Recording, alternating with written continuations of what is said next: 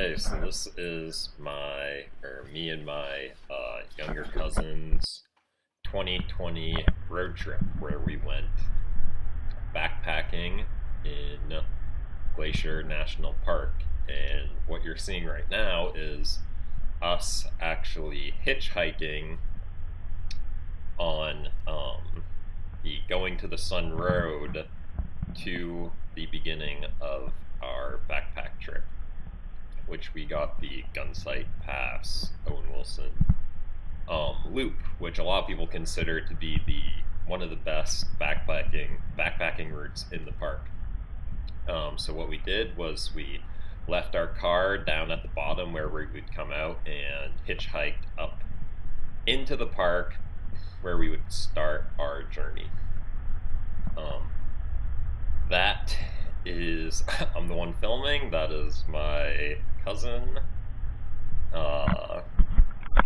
Next to me, we drove from Franklin, Bellingham, Massachusetts, all the way to Montana.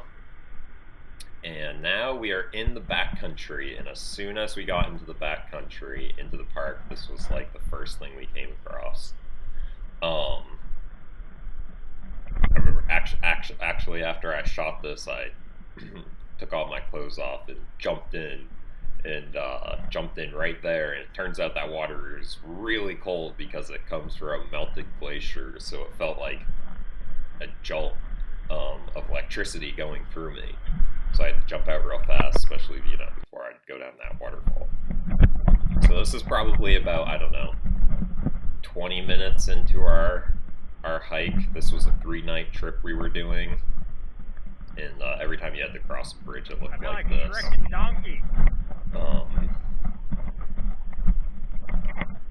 So you can tell that this is actually our first time, both of our first time ever, backpacking in backcountry. Or even really camping in general. It's not like we've done this very much. We really just went for it, watched some videos, bought all of our own equipment. This is really, neither one of us are even big campers. But it really didn't matter because it was so awesome of a trip that, if you're not a camper and you're thinking, oh, I wouldn't be able to do something like this because I don't have all this equipment and camping gear and stuff, neither did we, and we just, Googled some stuff and figured it out and went for it. So, especially with the virus keeping everyone locked up for a year now,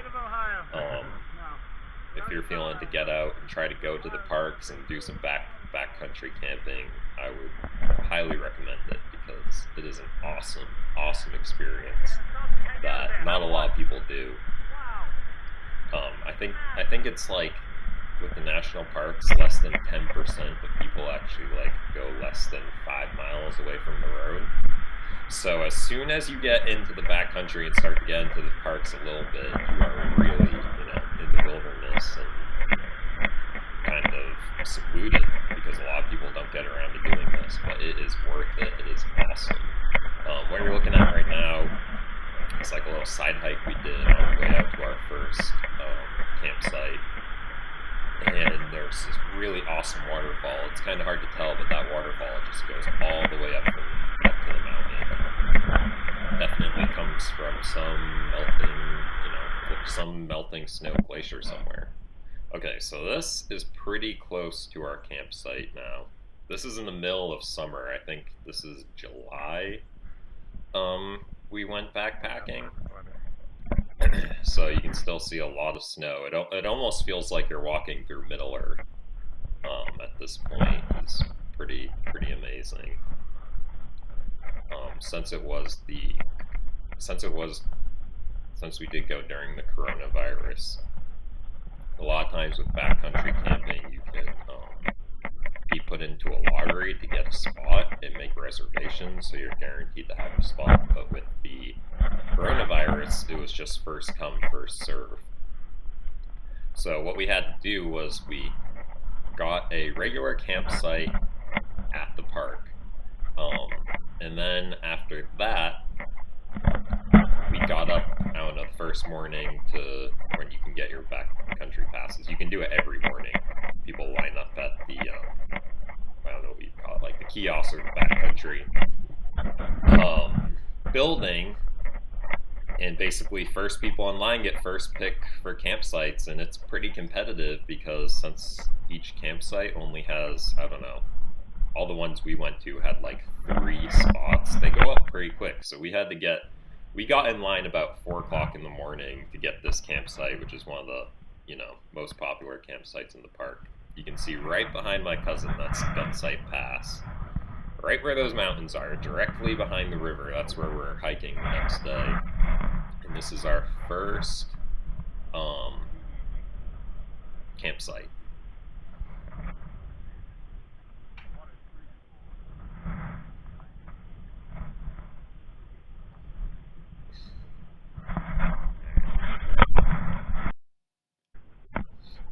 Okay, so this was the next morning, and that is where we camped last night, which was pretty amazing. We had perfect weather all 3 days. Um, some mountain goats, which is pretty unheard of. I've watched a lot of and heard a lot of horror stories of Glacier National Park where your window is kind of small because it's so high up there. It has such a short um, season. It's the winters. It goes, winter, winter, winter, really long, and then spring, summer, fall. So you really have a short window when you go, and there's a good chance we had a lot of rain gear. We didn't have to pull it out once. Every day we're in the park was like this. And if you're not getting a lot of rain, the other thing you have to worry about is if there's not a lot of rain, there could be fire, forest fires, which has burnt down a significant amount of the park. And if there's a fire, that's worse than rain. So luckily we were fortunate enough to have perfect weather our entire trip, which is kind of unheard of. We're pretty high up right now. I think um, I don't know. We're pretty high up. I don't want to throw out some crazy number that's wrong, and then people are like, "That's not true." But you're definitely feeling the elevation at this point. I think we had our backpacks with like 24, 25 pounds. So when you're just going straight up the whole hike, doing switchbacks, you really start to feel it. But I mean, you don't even really notice it. You can take plenty of breaks, whenever you want, and every time you have a break, the view is amazing. So, um, yeah, so we did a 3-night trip, and this would be day 2. And this is Gunsight Pass right here. This is, we're on one side of the mountains, and then right where he is, we're crossing the next side. We're crossing those mountains you can see right now, and then right on the other side of that is our next campsite, Camp Owen Wilson. Which my cousin was telling me back in the day, it was before the parks became much more, I don't know, like ran and protected, which is, obviously a good thing. So back in like the 80s and 70s at this next campsite, there would be 100 people camping there because it's one of the most scenic camping spots in the park. Now you can only have 3 people in this spot. So this was kind of scary. This was on the way. This was something we had to cross to get to our campsite. And it was pretty slippery. The snow was pretty compact. And when you have 20 something pounds on your back, you feel kind of unstable. So I had my cousin go first and see how he did, and he was kind of struggling, honestly. He was kind of nervous about, falling down the mountain, which is understandable. We didn't really realize that we were going to be crossing snow when we decided to go camping in July. And like I said, We are not, I mean, we're not crazy campers. Cousin is 19, I'm 21. This is pretty much our first time really camping. We've done a couple like little camping trips. So this is our first time really camping by ourselves. So if we can do it, anyone watching this video can do it for sure. And, I really encourage people to do it and see the national parks out there because it really is right in our backyard. When everyone has a car nowadays and you can drive somewhere, that's this amazing that's in our own country. I feel like a lot of people don't realize that. You can see my cousin actually has bear spray on him. It's that orange thing because Glacier National Park actually has the highest concentration of grizzly bears in the United States, I think minus Alaska, I'm sure. But like the connected United States is the highest concentration of grizzly bears, which is pretty crazy. So they tell you definitely want to have bear spray, and the most common reasons for grizzly bear attacks are if it has cubs or if you surprise it. So they tell us in the video you watch before you go backcountry camping to make noise. So as long as you don't sneak up on a bear, you'll be fine. And if for some reason it does charge you or attack you, you have the bear spray, which luckily we never had to use. Luckily we never got attacked by a bear. So it's all on you to catch it. I guess a lot of people that got attacked are runners, which I was like, running. Who the heck is running in this type of terrain? We saw a good amount of people running. Like going for a morning run, like not up this mountain, but maybe you should take your backpack off on the trails. And I was thinking to myself, wow, that's just so stupid. If that's the most common reason for grizzly bear attacks, there's no way I'd be running around these corners in a place that has this much wilderness, but people do it. But that's not what we were doing. We were not running 25-pound weapons. So here, this is probably the only time you're going to see me in the video. And to my cousin who doesn't catch it. But we're still rolling. It had really intense protective casing on it, so I knew it would be fine. And I figured he might catch it. Careful. Super slippery. Anyway. I try to dig your hands in if you can. Crossing the snow. You good? Alright. It's really cold, yeah. Careful, you're getting lower.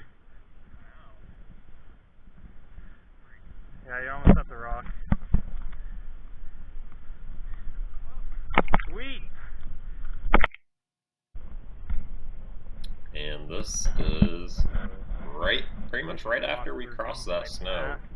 Took a bend, and this was our next campsite Owen Wilson. And that is the storm shelter. No storms today. You can see it's a perfect, beautiful day.